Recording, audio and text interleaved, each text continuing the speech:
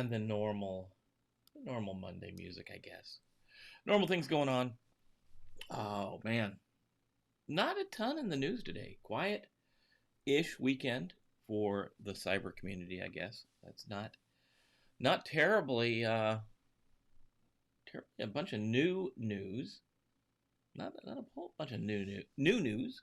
Old news, I guess. Old news. Talking about maybe some statistics, maybe some facts, maybe some looking at things however they are. How they are. There we go. Asking the question this morning in the chat group was, what do you have planned for this week? What's going on? Alex saying enjoying the last couple weeks of summer. Yeah, it's coming to a close, and we see that normal trends that are happening this time of year. Weather's changing. Weather's getting a bit crazy down in the lower right corner of the country. We've got a lot of stuff going on with tropical storms, what used to be hurricanes, tropical storms now. We'll talk about that a little bit this morning too. Good morning, Cody. Cody, good morning. It's good to see folks.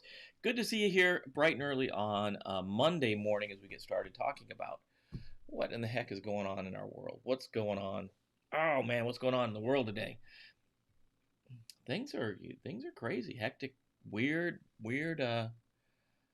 stuff going on. So we do have a couple stories today. I think we only got 3 that made the cut this morning. Talking about what is the main vector for these ransomware folks to come in. And we're just talking week after week after week we talk about ransomware. Just because this is the soup du jour, the thing we've all got to worry about, ransomware. Google Drive's got a weakness, co-figure. A new botnet's out. No command and control node for this new botnet. So new ways to attack you, new ways to come and get you, new ways to break into your network and do bad things. We're going to try to keep them out. That's what we do. Cybersecurity professionals, risk professionals, security professionals out there doing what we need to do every day to keep things locked down and secure. So let's run that intro and then we'll get right on with the news of the day for sure.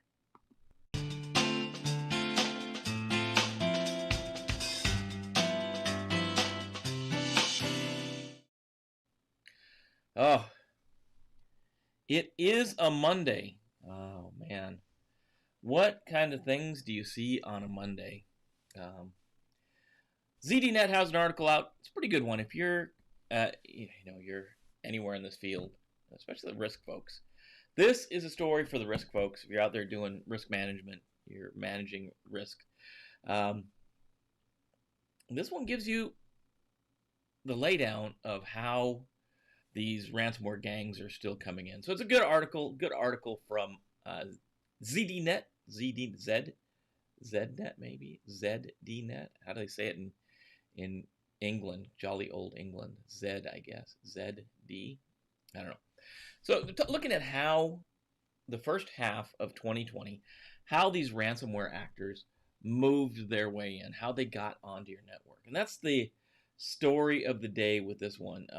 RDP is still number 1 on the list. And they've got a graph, and it was, like 80%. We saw some phishing kind of peak out and then other ways in. We see it changing, though, a bit. So RDP is the first one. That's the first way they're getting into your network. They're going to look for open RDP connections that have weak passwords, weak username and password combinations. So the lesson there, multi-factor everywhere you can, especially RDP. Don't expose your RDP clients directly to the internet. Have them behind a VPN, which unfortunately is the new wave of the cyber criminals. They're attacking VPN concentrators. So that's the second half of the story. In the first half, they talk about these RDP shops. And what an RDP shop does, it scans the internet, it finds weak passwords, RDP connections that can be exploited, and then they sell them. These RDP shops are not going to make money off the ransomware. They're selling the weak RDP connections to other people. The other part of the article talks about shifting away from end users, home users, and shifting towards enterprises. That's another trend we saw in the first half. I see that switching back. Personally, I see that switching back as we start doing these affiliate programs with some of the attackers. I see it switching back. I see some of it coming back to the home user, the small user. So they say VPN appliances are the new RDPs. And staggering. They've got a bunch of statistics about different groups and the different exploits they use, like SenseCry gangs, like Revil, Ragnarok, Doppelpeimer, Maze, Clop, Netfilm, have been using a Citrix vulnerability in Citrix, CVE 2019-19781. And as you can tell, that's a 2019 vulnerability. It's a high number, but it's still 2019. That's an old vulnerability. That's a vulnerability from last year. On a critical piece of software or hardware, depending on what your concentrator is, you have a critical component there, the VPN concentrator, and you've got a vulnerability from last year that's still exploitable on it. And it goes on. SenseCry says ransomware groups like Revil, Black Kingdom have leveraged Pulse secure VPNs that have not patched CVE 2019-11510, another vulnerability from last year. The lesson with the VPN concentrators: patch your gear. If you haven't patched it, what in the heck is going on there? These are vulnerabilities from last year. I get it. Some organizations are slower at patching just because of what they do. And I've seen that in some organizations. You can't stop the business process. The organizational process can't stop. But in a 6-month period, there's got to be at least one opportunity to take a break and patch especially your VPN concentrators. That's crazy. Now let's see what you guys have got going on out here. I know some posts been going on.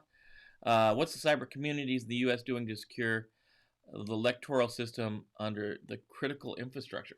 Yeah, Cody, I wonder. I know there's been, the State Department has put out a bounty, a reward for anyone that they can determine from outside the United States trying to impact the elections.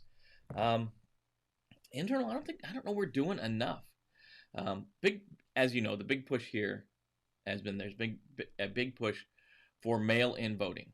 And whatever your stance on mail-in voting is not to get political here.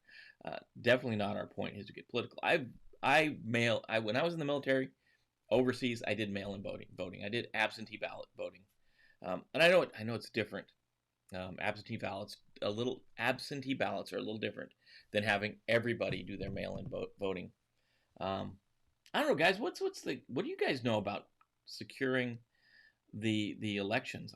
I know there's a big push to try to look for people that are impacting, trying to impact social media.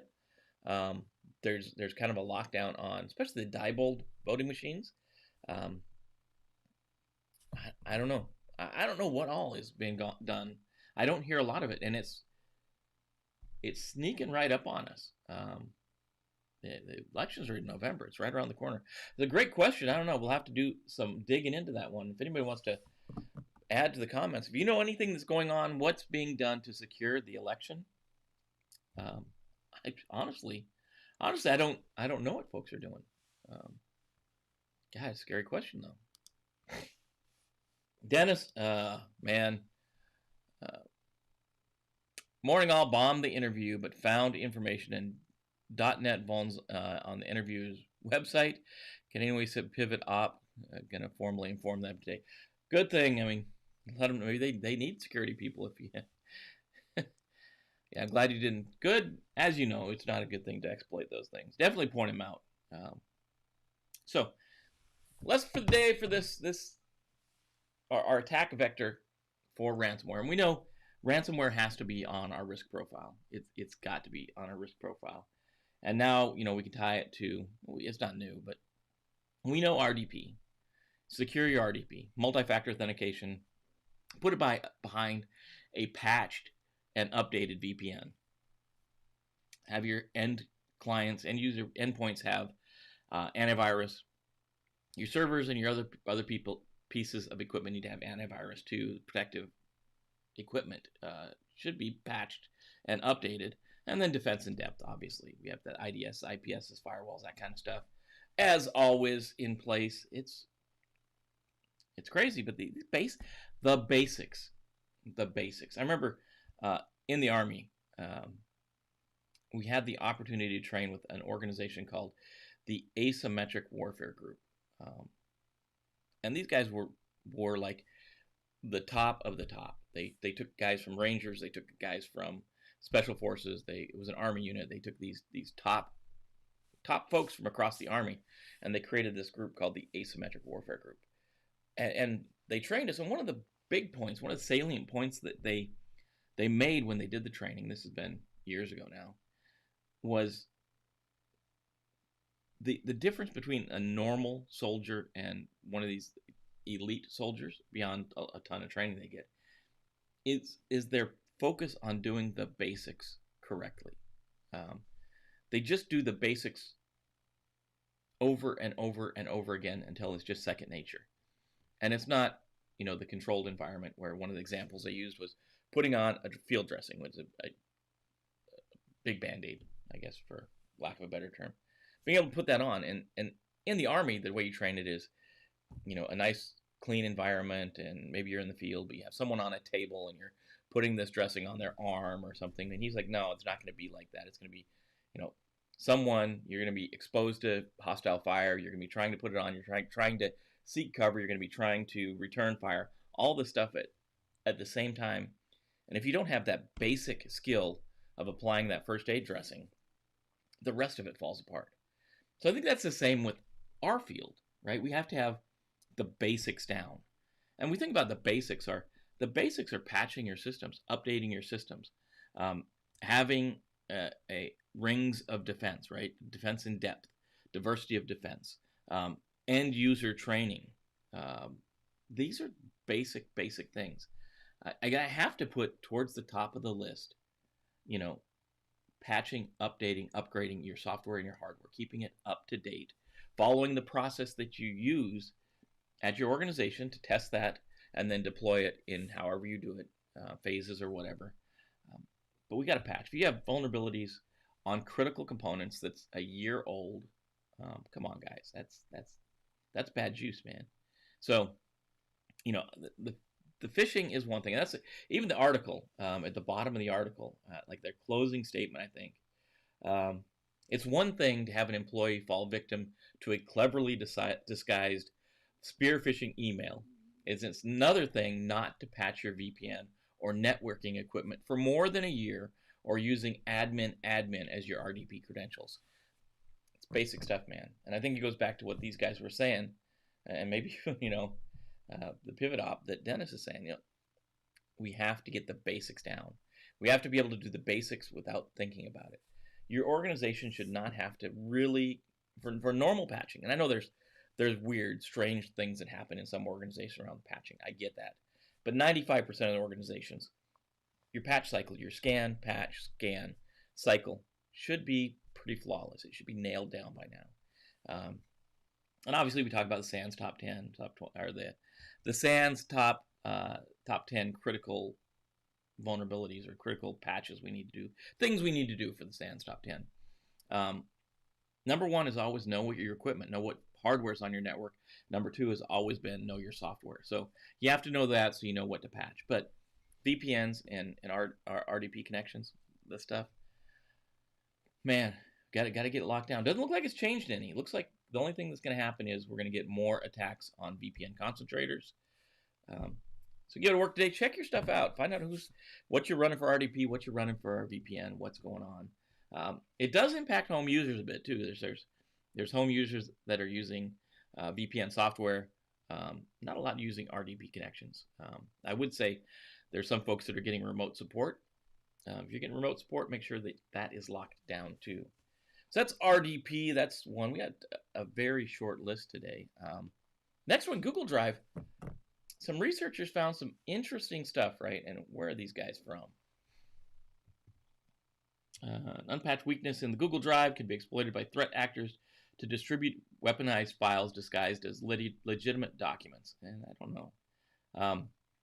The issue resides in the managed versions features implemented in the Google Drive that allows users to upload and manage different versions of a file in the interface that allows users to provide a new version of files to the users. The manage version feature was designed to allow Google users to update older version of a file with the new one having the same file extension. Unfortunately, this is not true. And what they're saying is it was designed to, if you've got a PDF document out there, like the excellent example in the demo. If you go to the link on the show notes, there's a video of the demo of these guys doing it. And really, it's in the demo. He's got a document on his Google Drive. It's called invoice.pdf, and it's a PDF file. He shares that with someone. Good to go. He then goes in and uses the Google update feature, the update of that, update that file, update the version control, and he says, change this version to a new version. And the new version is invoice.pdf.exe, which is an exe file, obviously an executable, as you guys know. Google, the way that this is set up, and this is the vulnerability, the file extension that's displayed on Google is still invoice.pdf. That doesn't change. It still says invoice.pdf.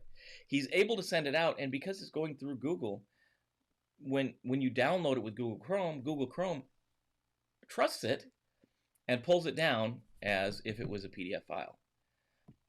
If you look at the extension, and if you watch the demo that he does, you can see that the extension says invoice.pdf.exe. But if you're not looking, you're doing some other stuff, maybe you're downloading it, you're doing some other stuff, you go to open it, and the way that this file was created, he created this file, it opens the invoice, but then it also runs a pop-up that says you've been infected. Interesting thing. I love the researchers that find this stuff out. It's Nikosi is the guy. A. Nikosi, research A. Nikosi. Doesn't say where he's from. I guess he's just a researcher. Interesting exploit. And it's just, these are the things that I hate to use the term hacker. Dennis, you know more than anyone that term gets a dirty name. But we know where it came from. When MIT came up with the term, the MIT Train Club, when it came up with the term hacker, it was those folks trying to figure out how things work, how in that case train switches, and how they could automate things and how they could make things work better. And obviously it's got a little bit of a negative connotation now. I think there's a lot of good hackers out there that are trying to figure out how things are working, how they function, and helping us all. And this is a good example. Now they're highlighting this to Google. Hey, check this out. And Google's gonna have to fix this. Per the article that comes, again, this one's from Security Affairs. A lot of these sites look the same. But it's a good one. It looks like the actual first story came from Hacker News because the demo was shared exclusively with Hacker News per this article.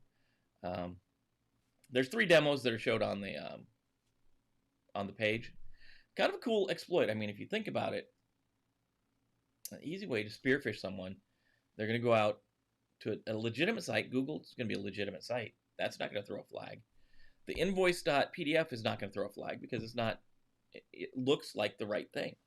The big thing is, you train your users. We have to train our end users. If I'm not expecting an invoice from, Larry's Bait Shop, don't click on it. It goes down to end user education. The Google file scan didn't throw anything off. In the demo that he ran, the download worked fine. I'm assuming the assumption is that if that's a known malicious file that's in the signature database of endpoint malware protection, it should have tripped. Maybe Google doesn't trip, but your endpoint protection will trip. And that's that, even though it's loosely, it's diversity of defense. We've got 2 different types of scanners. We've got Google doing a malware scan, and we got your end station doing a malware scan. So that's diversity. We got 2 different types, and we got that defense in depth. We've got 2 layers as it's coming in and as it hits the box. So there's diversity of defense, 2 different types of the same protection in place, and then defense in depth, 2 different layers. This could be a bad one if exploited well. If a well-crafted spear phishing campaign, or phishing campaign for that matter, was leveraged using this, it probably would be pretty effective. So I think Google, you need to tighten this one down. Good video in this one though. I watched the first one. I didn't watch all 3 videos. First one's pretty good. Does a good job of laying out how this thing works. Third on the docket is bots. There's a new botnet out, covertly targeting millions of servers. And this one's weird because there's no C2 node. There's no command and control node because this is a peer-to-peer. So the botnet, and this is an article by Wired magazine, the botnet uses proprietary software written from scratch to infect servers and corral them into a peer-to-peer network. Researchers from the security firm Guardicore Labs reported Wednesday. Peer-to-peer botnets distribute their administration among many infected nodes rather than relying on a command and control server to send commands and receive the pilfered data. With no centralized server, the botnets are generally harder to spot and more difficult to shut down, right? Ofer Harpaz wrote, "What's intriguing about this campaign was that at first sight there was no apparent command and control server being connected to. It was shortly after the beginning of the research we understood no CNC existed in the first place." They're calling this thing Fritz Frog, and it's loaded. It's loaded with stuff. It's got over 30 different packages that it contains. In-memory payloads never touch the disk of the infected server, so it's living in RAM. It lives in RAM, so it's harder to detect. There's at least 20 versions of the software binary since January. The sole function is infecting Secure Shell, or SSH servers that network administrators use to manage machines. The ability to backdoor infected servers, it's kind of interesting the way they did it. They leave a cert on the machine that allows connectivity back into it. A long list of login credential combinations used to suss out weak login passwords that's more extensive than previously seen on botnets. The article goes on to say, taken together, the attributes indicate an above average operator who has invested considerable resources to build a botnet that's effective, difficult to detect, and resilient to takedowns. It's resilient to takedowns because it installs this certificate on the server, which may be an indicator to see this thing, to check this thing out. It's targeted tens of millions of IP addresses belonging to government agencies, banks, telecom companies, and universities. So far, it's succeeded in infecting over 500 servers belonging to, what they're saying in quotes here, well-known university in the United States and Europe, and a railway company. It's got over 30 commands.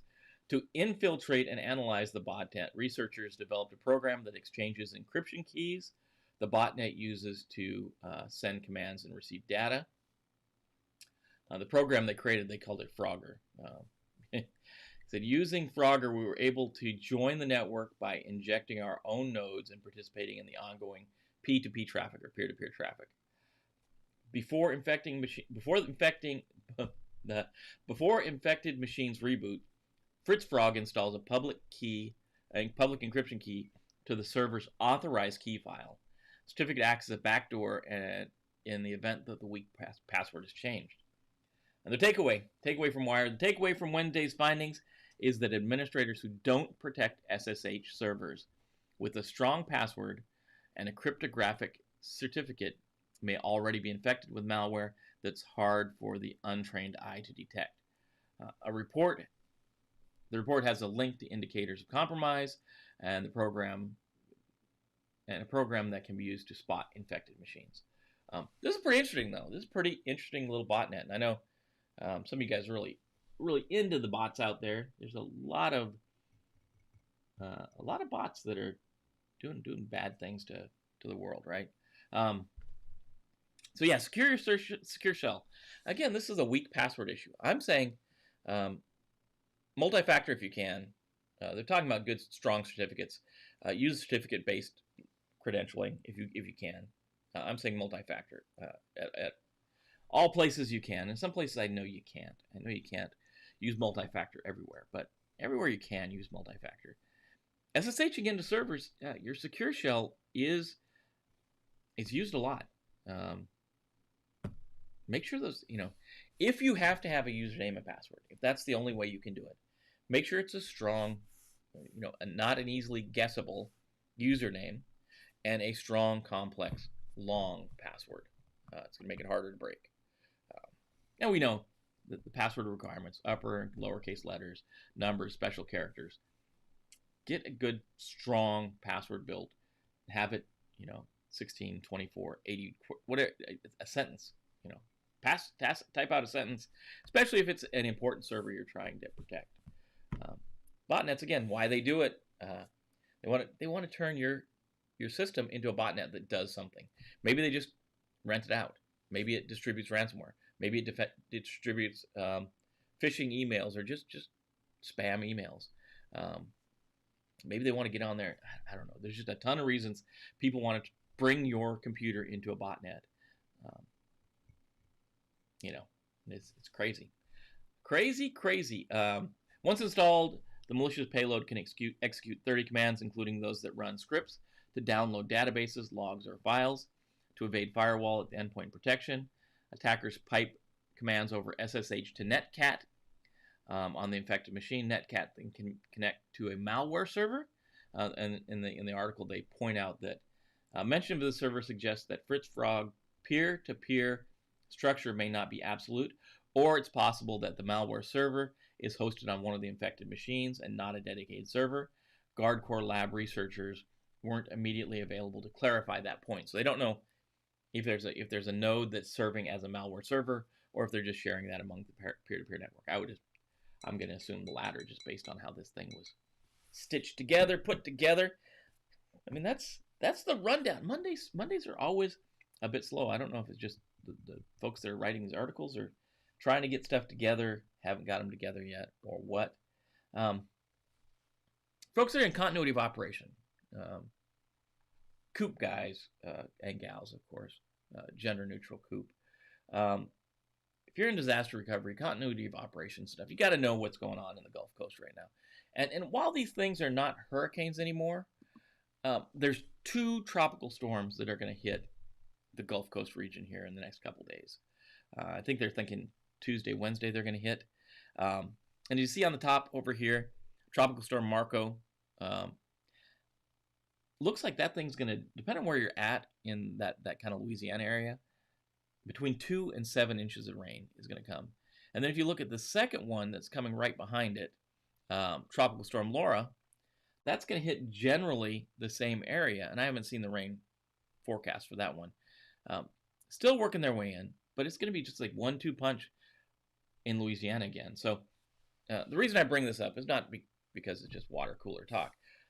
If you're in continuity of operation, this is the kind of things you have to be thinking about. Okay, how are we ready to deal with this? What's our plan for dealing with the storm surge that's coming? Where are we backing up to? Where's our continuity of operation? These are the kind of things right here that obviously I'm assuming you guys know this, but you have to make sure your organization is thinking about this. And this is Louisiana. Louisiana is going to get hit pretty bad with this. You see the second one, Tropical Storm Laura, is going to come swinging all the way up here into Virginia at some point. It doesn't look like Marco is going to. That's going towards Texas. But these are things you got. If you're in that path, what are you going to do to prepare for this thing hitting? Are your plans still valid? And don't just, one of the things I've seen organizations do is they set their continuity of operation and their disaster recovery plans, and they just let them sit on the shelf. And then when they go to use them, there could be significant changes. I mean, think if you built your disaster recovery, your continuity of operations plan last year at this time, think of how many things have changed between then and now. Just COVID by itself, let alone the civil unrest and all the other things that may be going on in the area you're going to do your continuity of operations or your disaster recovery point. Maybe in one of these areas it's under not only the COVID issue, but it may be under some types of civil unrest right now. So the things you got to keep track of, as continuity of operations folks, and I guess our theory of the day is those risk folks. have to keep track of the changes in the threat landscape. And that's this year. It's COVID and civil unrest are changes to our threat landscape, right? And obviously, the working from home that comes with COVID. I also want to throw those up there just because, thinking about it, it's a current event. It's one of the things that really does impact us as security, risk, cyber folks. We have to do that. Let's see. If in the path, run. Yeah, it looks like a lot of, at least they've been downgraded to tropical storms. Not that really going to help the folks that are in the path of those two, because it's going to be pretty bad, I think. Monday slow, patch Tuesdays when vulns were found and reported. Yeah, I think it's Monday. Yeah, there's a bunch of reasons I think that Mondays are a bit slower. It's just that's the way it is. Seems like Mondays are slow and Fridays, taper off a little bit too. That's kind of as it is. Today, for your water cooler day, Vesuvius Day, through the wiki link into the chat session, or into the show notes, Mount Vesuvius erupted in 79 AD. I thought it was interesting. Initially erupted in 79 AD. That's when, Pompeii and Herculaneum and Stabi, I can't think of the third one. There were like 3,360 people died, according to, I tracked down the article now. According to this article, this webpage, 3,360 people died in that eruption. And then later in 1631, it erupted again, killing another 3,500 people approximately. So Vesuvius, that's another, how would you be ready for that? How would you be ready for a volcanic explosion? In my lifetime, I saw Mount St. Helens go off. I lived in Montana at the time, a couple states over in Washington State. St. Helens erupted, and the ash, it looked like it was snowing in my little hometown with all the ash coming down on us. So it had a pretty wide swath for that one, so I don't think it could happen to us. It's obviously something that could always happen, so I don't know if your DR plan or your continuity of operations would be ready for a giant volcano, but maybe where you are, you need to be. So that's our rundown. Not a giant bunch of stuff, but it is interesting stuff. I've lost my graphic for Trivia Night. Trivia Night is Thursday this week. Coming at you Thursday. Got a new domain. Got a new topic area. You're gonna like this one. Thank you, Alex. Appreciate you guys being here in the morning. I always do. Short session this morning, but Thursday, 7 p.m. East Coast time, right here on YouTube. We'll be doing Trivia Night, talking about the 4 domains are still up in the air. Up in the air, at least for distributing, letting you guys know what they are. I'm not going to let you know yet. I'll let you know later this week. Maybe we'll release a domain a day or something like that. Mako's hard at work putting his together. I know you guys love Mako's questions. They get all kinds of people excited. But coming up Thursday, 40 questions. Show your trivia chops. You get to see who comes out on top. Last time it was Ralph and Alex came smoking out on top. So we'll see who it is this week to take. Will it be them again? Maybe. Join a little bit early, that way you can get your Socrative up and running, and you can be logged in, ready to go for the live stream. Grab your beverage of choice. Let's see what I get this week. Interesting to see. So join us then. And that's kind of the rundown for the day. Hope you guys have a good day out there. Do the right thing. Do good things. Take care of each other. Take care of your friends, your family, your coworkers, your organization. Mike Bravo, Sierra Bravo, we're going to say go get some. I'm going to say go get some. Have a good day. We'll see you here tomorrow at same bat time, same bat channel. Be safe. Take care of each other. And see you tomorrow. Thank you guys for being here.